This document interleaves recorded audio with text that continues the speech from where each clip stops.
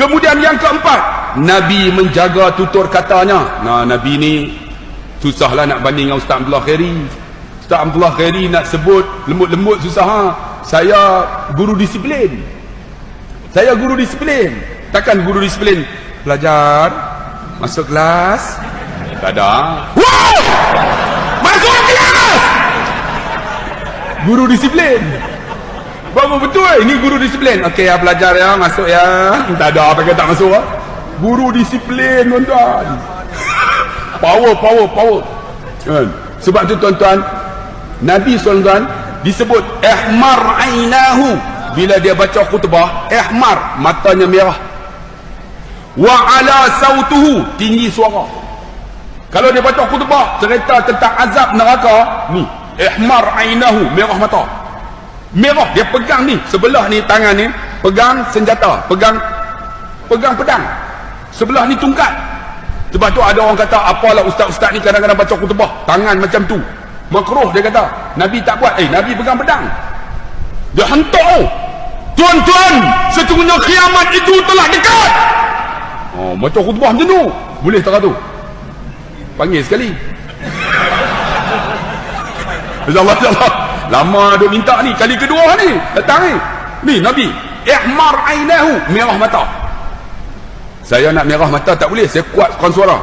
Wa ala sautuhu, tinggi suara. Sebab tu kalau boleh tuan-tuan, orang yang baca khutbah ni kena kursus juga. Kena hantar pergi kursus. Kita nak ada tiun tu, tiun. Alhamdulillahilladzi hadana lil Islam. Ni cara tiun. Bila lantang tu, tuan-tuan, ingatlah bahawa sesungguhnya kiamat itu dekat. Kan? Maka tuan-tuan, apakah persediaan kita untuk menghadapi mati ini? Dia main bukan nada depan, nada dalam. Nada dalam. Kalau depan, tuan-tuan, kita kena di depan. Kita kena bersyukur kepada di depan. Tapi kalau dalam, ingatlah sesungguhnya, nampak? Sebab tu kalau azan depan, Allahu Akbar, Allahu Akbar. Tapi kalau dalam, Allahu Akbar, Allahu Akbar. Sedap tak? Tengok siapa azan. Ini dalam. Sebab tu kita ni kalau baca khutbah kena main suara depan. Suara depan tu dia cing. Dia Twitter dah. Tu Twitter. Dia kena ada dalam. Bass. Hello. Hello.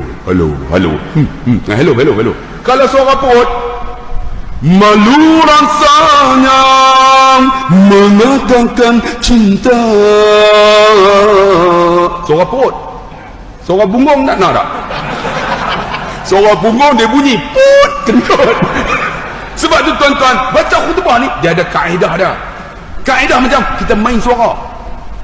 Alhamdulillah, bersyukur kita kepada Allah Subhanahu wa taala. Bila nada sayu, buat nada sayu. Tuan-tuan, ingatlah sesungguhnya Nabi SAW tak bersama dengan kita dah 1438 tahun yang dahulu. Tuan-tuan sayang Nabi tak? Ini cara kaedah. Sebab saya psikologi, tuan-tuan, kaunselor. Orang datang kan, ni saya ni ada masalah ni. Masalah apa, Kak? Saya bergaduh dengan suami saya. Ya. Itu macam mana saya nak selesai? Ya. Ni kalau dah bergaduh ni, dah lama ni, macam mana nak buat? Ya. Kaunselor bukan menyelesaikan masalah. Dia mukadimah mula ya. Lepas tu dia pendengar yang baik. Dengar ya? Ya. Last kali, kalau macam tu saya kena baik balik dengan suami saya kan? Ya. Last kali dia selesai sendiri. Itu kaunselor. Sebab tu tuan-tuan, khutbah juga macam kaunselor. Macam mana nak tarik orang dengar perhatian? Ini tak? Alhamdulillah. Hari ini tuan-tuan, kita kena bersyukur kepada Allah kerana tuan-tuan telah mendapat BRIM. Semua pakai hanggup. Sebab tu kita kena main nada. Ni khutbah ni penting. Sebab jangan panjang, 15 minit sudah.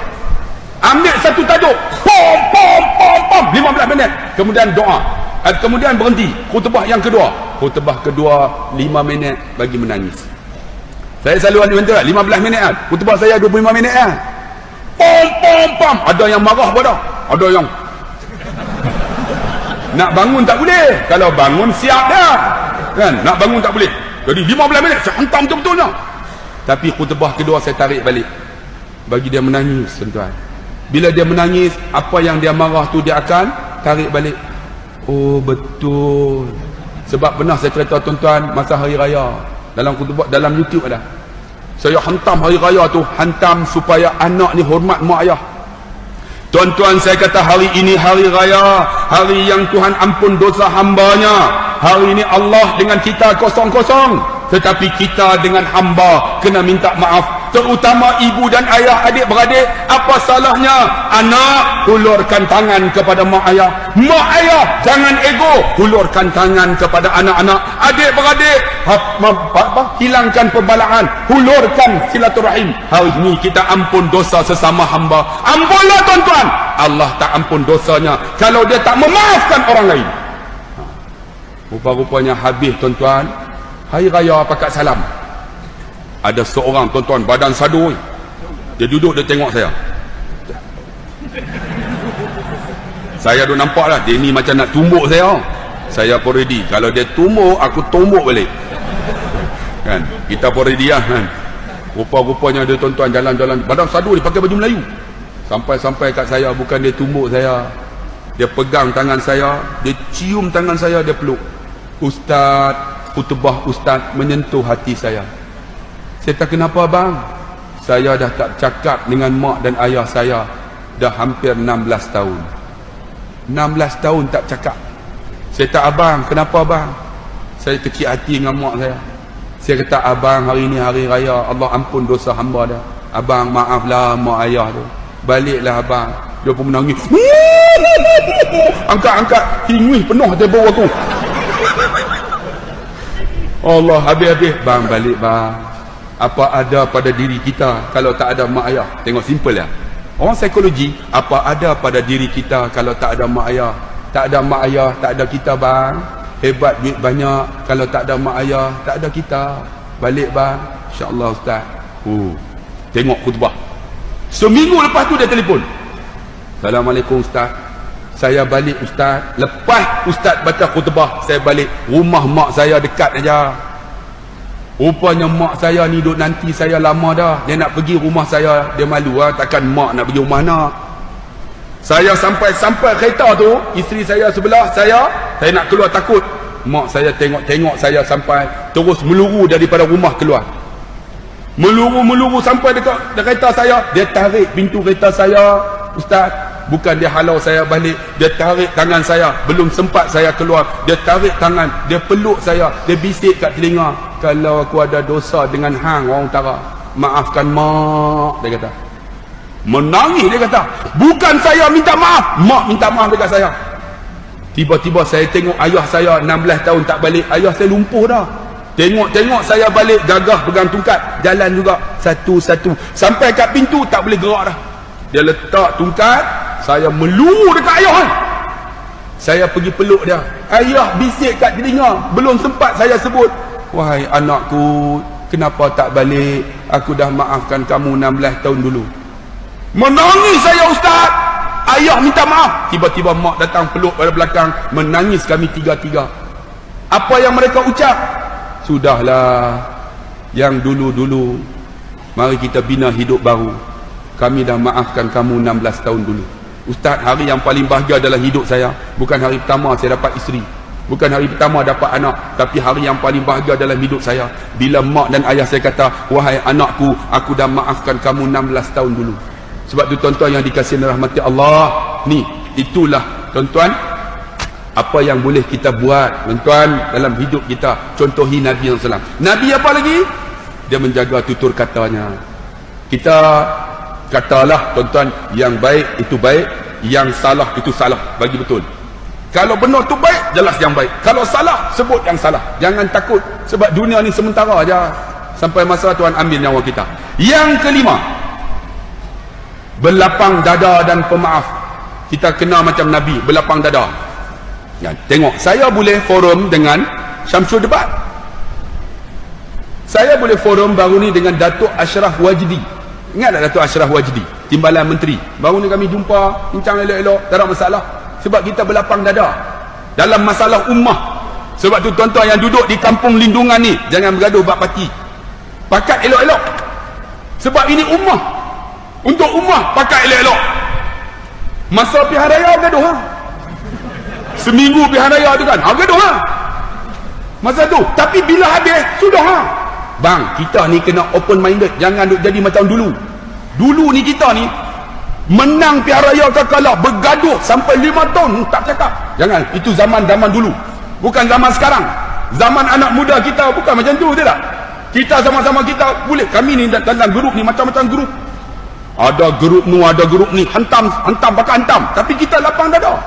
Sebab kami dulu mengaji sekali satu universiti. Duduk dalam grup yang sama. Yang ni bawa ideologi dia. Ini.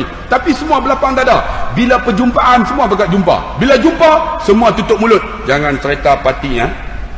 Semua tak cerita. Sebab makan. Majlis makan. Cerita parti tak makan lah. Semua berlapang dada. Contoh masjid ni. Masjid ni untuk siapa? Untuk semua. Tapi dah panggil saya, kena hantam semua. Masjid untuk semua. Semua yang datang ni bukan satu parti. Macam-macam parti pun ada. Merah ada, biru ada, hijau ada, kelabu ada, macam-macam. Tapi boleh duduk. Kerana apa tuan-tuan? Sebab satu kalimah namanya Allah. Bang, apa salahnya kita berlapang dada sekarang? Kita bukakan hati kita ni untuk ummah. Untuk ummah di masjid ini. Apa yang kita fikir untuk kita ummah kita? Duit masjid 400,000. Ada di kalangan duduk dekat masjid, makan pun tak ada. Tolong tengok bang. Tuan-tuan, jangan kata duduk kawasan masjid ni kaya. Kadang-kadang pendapatan masjid kita 400,000. Tapi ada orang susah, kita tak tengok. Saya nak tanya tuan-tuan, ada tak orang susah dekat kawasan kita? Ada, tolong tengok bang. Ada di kalangan kita tuan-tuan datang guna tandas masjid pun ada, tandas tak ada. Saya ingat dulu masa saya student tuan-tuan, kami ni tidur rumah sewa. Tidur rumah sewa 18 orang satu rumah. Tandas satu. Tuan-tuan bayang kami guna mana student? Tandas guna masjid. Guna masjid. Kami bincang sama-sama kami ni. Tandas kita satu, kalau satu dua orang guna, yang dia habis. Nak mandi, nak pergi kuliah, pergi masjid guna. Dan kami kutip pula di kalangan kami ni, seorang RM10, duit itu RM180. Buhlan tabung masjid sebab guna air masjid. Guna air masjid ni, tuan-tuan datang masjid guna, ambil wuduk, tabung masjid pun tak bubuh. Tadi dah jalan nak bubuh tak? Bubuh no? Bubuh bang, aku pun tak bubuh lagi, mana ada? Jalan dah. Tadi datang pula kubur. Tuan-tuan, bubuh dalam masjid. Sebab apa tuan-tuan? Sebab ada orang susah di kalangan kita. Ni, kita kena tengok. Kalau ada di kalangan kita dulu kata kat kita, maki kita, kita maafkan. Saya ada sekolah, tuan-tuan. Sekolah saya dalam kampung. Saya buat dewan sebesar ini, dewan badminton. Orang kata kat saya, apalah sekolah buat dewan? Tak apa, saya buat juga. Akhirnya ada naik dewan, naik gelanggang futsal, naik tempat memanah, naik chalet, naik kolam renang. Baru saya buka Ma'had Tafiz Asy-Syafi'i. Orang report polis, nak bagi kena tangkap. Orang buat macam-macam, tak apa. Akhirnya tuan-tuan, keluarga dia mati. Budak saya yang hafal Quran ni, saya kata jangan dendam. Ada ustaz-ustaz kata, ustaz tahu tak, dia yang report masa kita buat ceramah, ustaz nak kena tangkap. Ustaz dia yang ni, dia. Saya kata jangan. 50 orang ni, hantar 20 orang pergi baca Quran rumah dia. Mak dia mati. Ni 20 orang budak-budak ni baca Quran daripada jenazah tu meninggal sampai jenazah tu nak masuk dalam liang lahat. Baca Quran 20 orang. Lepas tu tuan-tuan, pak cik yang report ni datang jumpa saya. Ustaz nak tanya, boleh tak? Saya kata apa siapa pak cik? Ada tak kosong lagi? Saya nak masuk cucu saya. Saya adalah hati, oh dulu hang kata kat aku no, nak masuk cucu pula. Penuh dah. Saya kata penuh dah. Penuh dah, saya kata. Maybe memang penuh sungguh. Dak cucu saya ni saya nak nampak ngaji kot lain pun tak jadi ya. Kena hafal Quran ustaz. Hafal Quran boleh jadi esok baca Quran saya mati pun jadilah. Nampak. Rupanya tuan-tuan, dia buat jahat kat kita, tak suka kat kita. Kita pergi hantar baca Qurannya. Rupanya jadi baik. Sekarang ni masjid saya surau tuan-tuan, dialah duk jadi tok siap tuan-tuan, duk jadi tukang sapu. Sebab tu tuan-tuan yang dikasih, kita jadi pemaaf macam Nabi dan berlapang dada dalam hidup. Yang keenam, berkasih sayang sesama manusia. Kita dah kasih sayang sama-sama kita. Ingat ustaz datang, Abdul Khairi ni datang ceramah, bukan saya ni ahli syurga, tapi saya nak masuk syurga, tuan-tuan nak masuk syurga. Jangan kata kita ahli jawatan kuasa masjid, kami ni ahli syurga dah, yang lain tu semua neraka tu. Jangan belagak. Sebenarnya kita buat program, kita buat ceramah, kita buat khutbah, bagi makan, kita nak semua masuk syurga. Kita tak nak kita seorang masuk syurga. Kalau kita seorang masuk syurga, seronok tak? Seorang saya yang masuk syurga, siapa pun tak ada. Sebab tu tuan-tuan kena faham, wahai jawatan kuasa masjid, wahai ahli qaryah, kita datang masjid, kita nak semua orang masuk syurga. Ni saya ceramah ni, bukan saya ni hebat nak masuk syurga, saya seorang, tapi saya nak tarik tuan-tuan untuk masuk syurga. Itu nama matlamat kita. Ni ada orang di kalangan kita ni, dia berasa dia tu maksum. Oh, aku ahli syurga, yang ni semua tak boleh pakai. Oh, yang ni semua ni tak ada sanad, ni semua ni tak boleh, neraka semua ni, bid'ah. Oh, jangan bang, kita nak tarik orang masuk syurga. Sebab tu tuan-tuan, kita kena ada kasih sayang sama isteri kita. Isteri kita tu sayang macam mana? Kita nak masuk syurga, dia orang pun nak masuk juga, nak masuk syurga dua-dua. Sebab tu orang perempuan ni tuan-tuan, ingat suami yang baik bukan suami yang selalu datang masjid. Bukan. Suami yang baik mengikut psikologi. Psikologi kata suami yang baik ialah suami yang selalu menjadi pendengar yang baik. Pendengar yang baik. Dia ni datang masjid, balik duk tampak isteri tu tak guna juga. Oh, masjid datang, saya ni tuan-tuan buka dalam WhatsApp saya, tak agak jawab. Suami masjid tak tinggal ustaz, balik penampar isteri, penampar anak. Ini tak jadi. Psikologi kata suami yang baik, pendengar yang baik. Orang lelaki ni pendengar ya, pendengar. Kita kadang-kadang anak kita kan bawa ni soalan periksa, ni nak tanya abah ni macam mana, kita pendengar tak? Tanya mak, apa salahnya? Oh, macam ni ada apa masalah? Cerita, dia cerita. Oh, ni abah tak pandai, abah SPM pun tak lulus. Adik tanya mak sekejap. Ni dengar dulu. Kita tak dengar. Isteri kita cakap tak dengar. Bang, nak jadi suami yang baik, dengar. Pendengar. Hebat seorang lelaki. Sebab tu tuan-tuan, orang perempuan dia jarang pendengar, dia dengar banyak tapi tak pakai. Tu mulut. Dia kena cakap lah. Sebab orang perempuan dia akan bercakap banyak. Sehari 27,000 perkataan. Kak 27,000. Oi kak. Sebab tu saya duk ceramah ni, dia pun duk cakap belakang. Panjangnya ustaz. Pukul 9 dah, tak habis-habis lagi tu, lu nak kata korang pula tu. Dia baru kata saya, abang nampak orang lelaki mana cakap semua senyap ya, tapi hati tu meluat aku tengok. hati Sebab tu orang lelaki tuan-tuan tak percaya ni, saya ceramah ni banyak orang lelaki 7,000 lah. Nampak 7,000 lah. Orang perempuan 27. Banyak kita 7,000 lah. Ni saya ceramah ni tuan-tuan, balik lagi isteri saya tanya, saya dah cakap ni hampir 6,998. Balik nanti isteri tanya, abang ceramah apa? Sebab tinggal 2 patah je. Ni makan. Kakak balik lagi terus tanya, abang makan? Lebih kurang lah sama tuan-tuan. Makan sedap tak? Macam remau tuan-tuan. Orang lelaki ni dia tak cakap banyak sebab dia tidak ada ketelitian dalam hidupnya. Orang perempuan teliti. Orang perempuan teliti, kita tak teliti, maka ada kasih sayang.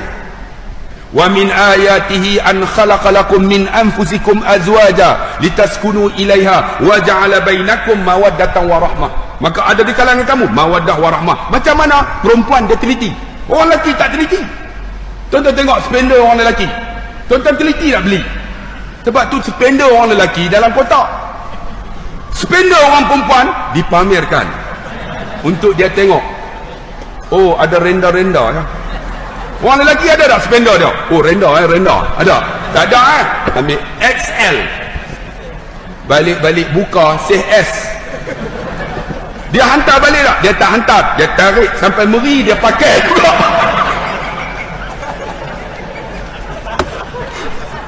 Itu orang lelaki. Tapi walaupun dia tak teliti, orang perempuan teliti. Orang perempuan teliti. Satu barang dia nak 9 kedai. Dia boleh memilih. Sebab tu dia menjadikan kita ada kasih sayang. Tuan-tuan, satu kedai orang lelaki semua kena ada 9 barang. Betul tak? Kita pergi-pergi, spender kena ada, baju kena ada, tali pinggang kena ada, purse kena ada, wallet kena ada, stokin senang. Berapa? Betul tak? Senang. Orang perempuan teliti. RM12.90. Tak ada kualiti bang. Kedai satu lagi, aku cukup geram. Saya nak tanyalah, orang lelaki satu perkara yang sangat dia benci, tahu apa dia? Shopping. Betul tak? Saya ni nak raya. Saya sanggup duduk dalam kereta 5 jam tak apa lagi daripada ikut isteri saya. Isteri saya dengan anak 5 orang, perempuan semua. 5 jam. Sampai-sampai dia kata apa? Abang tak jumpa.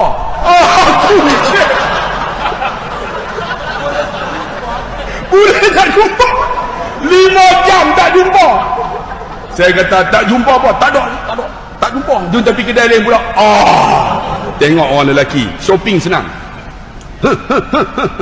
Pakai hari raya haram tak lawa pun. Tapi orang menyebabkan kita seimbang. Seimbang tuan-tuan.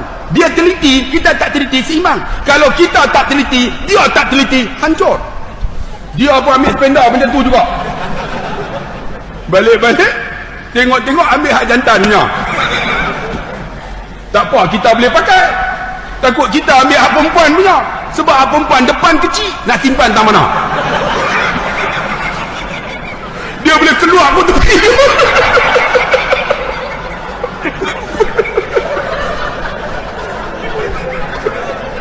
Sebab tuan-tuan, kena ada kasih sayang.